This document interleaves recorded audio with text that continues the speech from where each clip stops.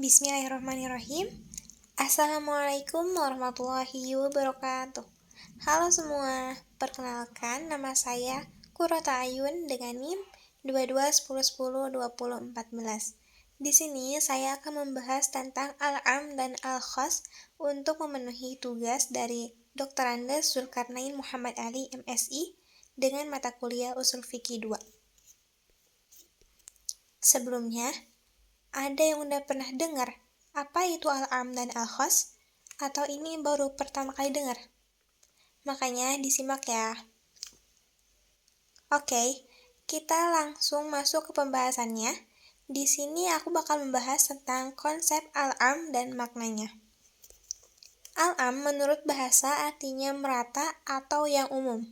Sedangkan menurut istilah ialah lafdul mastafrikil jami'u ma yaslahu lahu bihasabi wadi'i wahidil daf'ah, yaitu lafal yang meliputi pengertian umum terhadap semua yang termasuk dalam pengertian lafal itu, dengan hanya disebut sekaligus.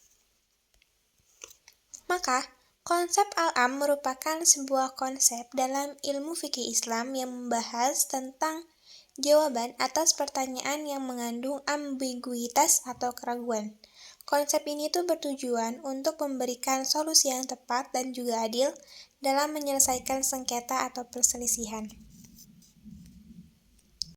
Nah, di sini juga ada lafal-lafal dari al-am. Menurut Mana Khalid Al-Qatan ada 6, yaitu yang pertama kul, yang artinya setiap atau semua. Contohnya seperti pada Quran Surat Ali Imran ayat 185, Kullun nafsin dha'iqatul maut, yaitu semua yang bernyawa pasti akan merasakan meninggal.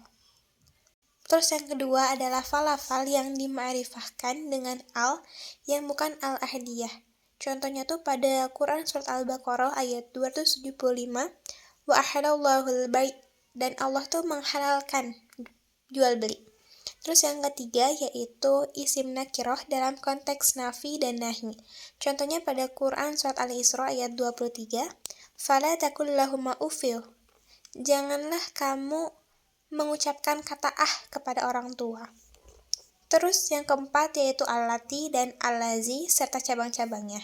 Contohnya pada Quran Surat Al-Ahqaf ayat 17, walladzi qala liwalidayhi uffin lakuma. Terus yang kelima yaitu semua isim syarat. Contohnya pada Quran Surat Al-Baqarah ayat 197, wa ma taf'alu min khairi ya'lamhullah. Terus yang keenam yaitu ismul jins atau kata jenis yang diidofahkan kepada isim ma'rifah. Contohnya pada Quran Surat An-Nisa ayat 11, yusikumullahu fi auladikum. Nah, di sini juga ada macam-macam dari al-am. Abdul Wahab Khalaf telah menetapkan bahwa al-am itu ada 3 bagian. Yang pertama, am yang tetap dalam keumumannya, atau al-am al-baqi ala umumih. Seperti al-am dalam firman Allah Subhanahu wa taala pada Quran Surat Hud ayat 6, wa ma min dzabbatin fil ardi illa 'alallahi rizquha. Dan tidak ada satu binatang melata pun di bumi melainkan Allah yang memberi rizkinya. Nah, binatang melata ini tuh contoh dari am.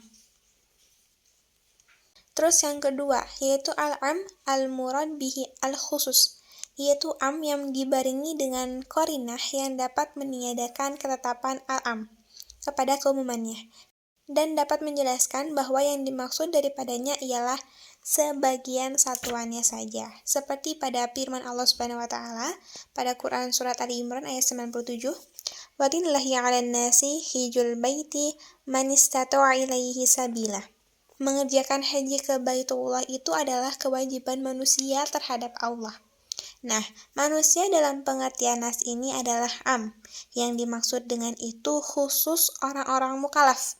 Karena akal itu atau sebuah batasan yang menetapkan tidak masuknya anak kecil dan juga orang-orang gila. Yang ketiga yaitu am yang dikhususkan atau al-am al-maksus, yaitu am Al-mutlak yang dibarengi dengan qarinah yang dapat meniadakan kemungkinan mentaksisnya, dan tidak pula merupakan qarinah yang dapat meniadakan dalalahnya atas umum. Seperti wal mutallaqatu yatarabbasna. Perempuan-perempuan yang dijatuhi talak itu menahan diri atau menunggu. Yang dimaksud dengan al-am di sana ialah khususnya orang-orang yang menjadi objek taklif, karena akal merupakan batasan yang menghendaki memperkecualikan bukan mukallaf. Oke, selanjutnya aku bakal bahas tentang konsep al-khas dan maknanya. Pengertian khas adalah lawan dari pengertian am. Karena tadi am itu adalah umum, berarti khas itu adalah khusus. Nah, definisi lain yang dirumuskan al-Khudadari baik, yaitu lafal yang objeknya adalah dilalah yang bermakna satu dengan cara satu persatu. Maka, lafal khas itu ditentukan untuk menunjukkan satu satuan secara perorangan, seperti Ahmad, atau satu satuan kelompok seperti laki-laki, atau beberapa satuan yang jumlahnya tidak terbatas seperti kaum, tetapi tidak menunjukkan seluruh satuannya, yang termasuk dalam pengertian am. Di sini ada perbedaan antara al-am dan al-khas. Al-am itu lafalnya memiliki makna umum dan tidak terbatas pada satu makna tertentu.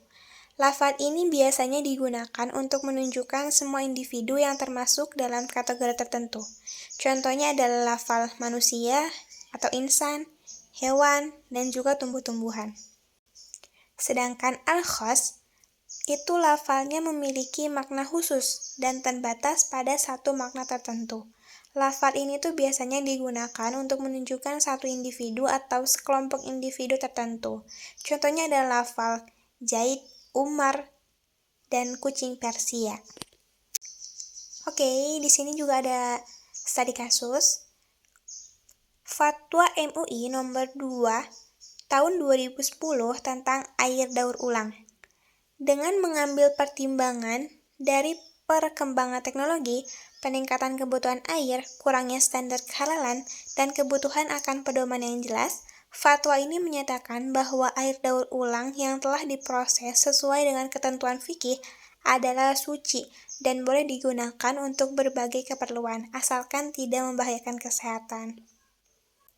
Fatwa tersebut memutuskan tentang ketentuan umum dan ketentuan hukum. Aturan umumnya adalah bahwa air daur ulang adalah air yang telah diolah melalui teknologi dari air yang sudah digunakan, terkontaminasi najis atau mengalami perubahan sifat seperti rasa, warna, dan bau sehingga dapat digunakan kembali. Air 2 kulah merujuk pada air dengan volume minimal 270 liter. Aturan hukumnya meliputi 1. Air daur ulang dianggap suci jika proses sesuai dengan aturan fikih. Yang kedua, cara pemurnian air daur ulang dapat dilakukan dengan salah satu dari 3 metode berikut, yaitu yang pertama, metode Thoriqat al-Nas, yang kedua, metode Thoriqat al-Muqatsarah, yang ketiga, metode Thoriqat Toghir. Air daur ulang dapat digunakan untuk berbagai keperluan seperti berwudu, mandi, membersihkan najis, dan beristinja. Boleh diminum, digunakan untuk memasak, serta kepentingan lainnya selama tidak membahayakan kesehatan. Oke, jadi pemahaman kaidah bahasa tentang lafal umum dan lafal khusus, serta penerapannya dengan memperhatikan konteks kekinian, merupakan hal yang penting dalam istinbat hukum Islam yang relevan dengan zaman. Nah, materi tadi kita ambil dari berbagai buku fikih maupun dari fatwa Majelis Ulama Islam. Oke, segitu dulu penjelasan dari saya. Mohon maaf apabila ada kesalahan. Semoga bermanfaat ya.